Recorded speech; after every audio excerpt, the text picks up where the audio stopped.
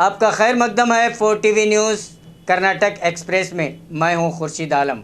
Police constable ने किया व्यक्ति पर जानलेवा हमला, सीसीटीवी में कैद हुआ नज़ारा। बेंगलुरु हुलसूर पुलिस थाने के पुलिस कांस्टेबल अन्नप्पा पर आरोप है कि इन्होंने विनोद नामक व्यक्ति पर जानलेवा हमला किया है।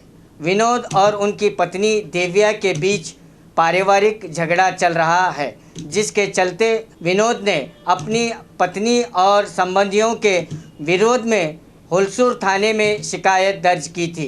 बताया जा रहा है कि पुलिस कांस्टेबल अन्नप्पा देविया के संबंधी हैं, इसी कारण उन्होंने विनोद पर जानलेवा हमला किया। इसका नज़ारा सीसीटीवी में हुआ है कैद। विनोद के चेहरे पर जख्म आए। अब विनोद ने पुलिस कमिश्नर से शिकायत की, जिसके कारण पुलिस मामले की जांच कर रही है। बेलगाम में अमानवीय घटना, मासूम बच्ची को छोड़कर पोषक फरार। बेलगाम के रेलवे स्टेशन के पास ओम साईं जनरल स्टोर के मालिक जब दुकान खोलने पहुंचे तो शटर के सामने एक बॉक्स मिला। खोलने पर पता चला कि इसमें 2 साल मासूम बच्ची है। पता नहीं कौन बेरहम माँ बाप बच्ची को ऐसा छोड़कर भाग गए हैं। दुकानदार ने पुलिस को जानकारी दी तो पुलिस ने बच्ची को बेलगाम के सरकारी अस्पताल इलाज के लिए ले जाया गया है। कैंप पुलिस स्टेशन में मामला हुआ है दर्ज। आज स्वामी विवेकानंद की जयंती पर कंटेरवा इंडोर स्टेडियम में आयोजित कार्यक्रम में बात करते हुए सीएम येडियुरप्पा ने अपनी पुरानी यादों को ताज़ा करते हुए कहा, प्रजाप्रभुत्व की अहमियत बयान करते हुए कहा कि जब मैं हाई स्कूल में पढ़ता था तो 2 वक्त के गुजर के लिए मंडिया में नींबू और तरकारी बेचता था। एक गरीब और मामूली परिवार से आया, जिसको जनता ने आशीर्वाद देकर 1 नहीं 2 नहीं 4 बार सीएम बनाया है। कड़ी मेहनत और सच्ची लगन कभी ज़ाया नहीं होती, ऐसा सिर्फ प्रजाप्रभुत्व में मुमकिन है, कहा सीएम येडियुरप्पा। कांग्रेस कर्नाटक में कई बार सत्ता में रही।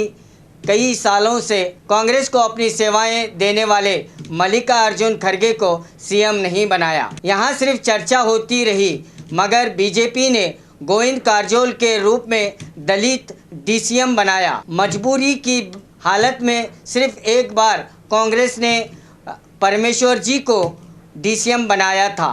आज यादगीर में मीडिया से बात करते हुए सुरपुर मत क्षेत्र के बीजेपी विधायक राजू गौड़ा ने प्रियंक खड़गे के बयान का जवाब देते हुए येडियुरप्पा के बाद बीजेपी में दलित सीएम होगा राजू गौड़ा। कांग्रेस कर्नाटक में कई सालों से सत्ता में रही है। कांग्रेस को अपनी सेवाएं देने वाला मल्लिकार्जुन खड़गे को सीएम नहीं बनाया गया। यहां सिर्फ चर्चा होती रही, मगर बीजेपी ने गोविंद कारजोल के रूप में दलित डीसीएम बनाया। मजबूरी की हालत में सिर्फ एक बार कांग्रेस ने परमेश्वर को डीसीएम बनाया था।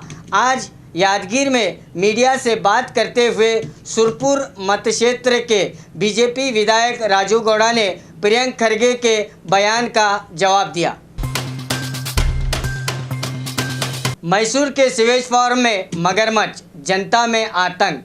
पहले बाघ का डर, फिर हाथी का। अब मैसूर के सीवेज फार्म में स्थित वाटर फिल्टर घटक के पास मगरमच्छ दिखाई देने से यहाँ के जनता में आतंक छाया है कि कब मगरमच्छ इन पर हमला कर बैठे। इसको पकड़ने के सारी तैयारियों में जुटे हैं यहाँ के फॉरेस्ट अधिकारी। देखना है कि कब इसको कैद किया जाता है ताकि जनता सुकून की सांस ले सके।